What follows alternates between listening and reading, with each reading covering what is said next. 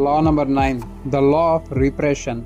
हर इंसान के अंदर एक शेडो होती है, वो डिज़ायर्स, इंस्टिंक्ट्स और फीलिंग जो सोसाइटी या हम खुद एक्सेप्ट नहीं करते, लेकिन उन्हें दबा देना उनको ख़त्म नहीं करता बल्कि और ज़्यादा डेंजरस बना देता है।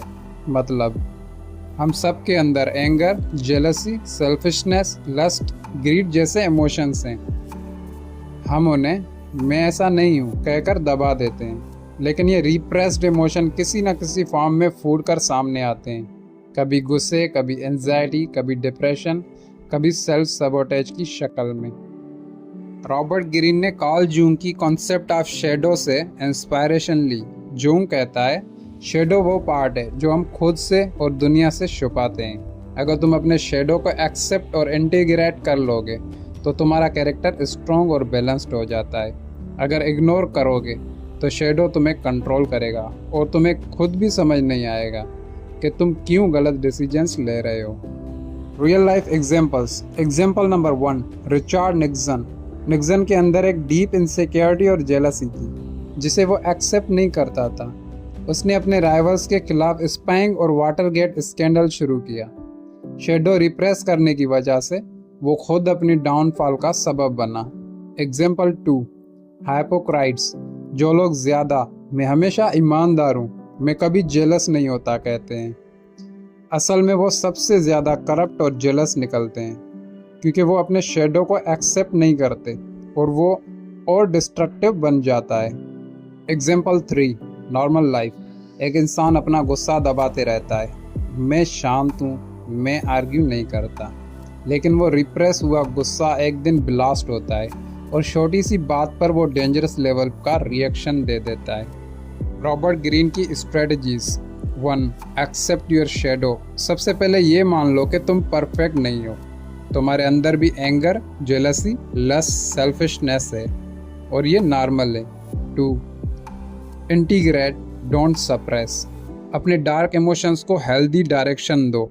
एग्जाम्पल, एग्रेशंस को सप्रेस मत करो, उसे स्पोर्ट्स, लीडरशिप या एम्बिशन में चैनल करो।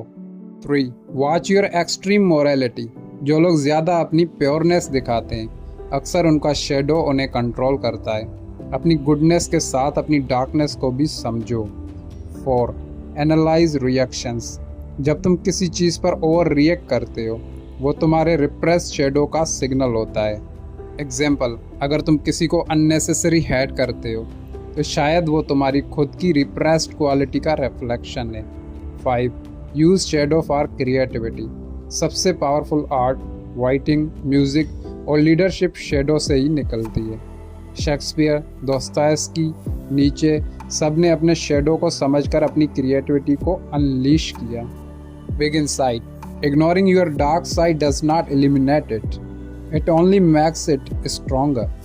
Power comes from integration, not repression.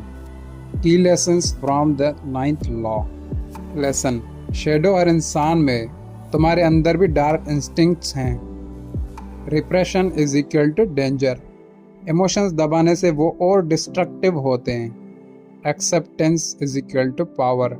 Shadow को समझकर तुम स्ट्रॉन्ग बन जाते हो। Over reaction is equal to signal. Extreme गुस्सा या हेट तुम्हारे रिप्रेस साइड का नतीजा है।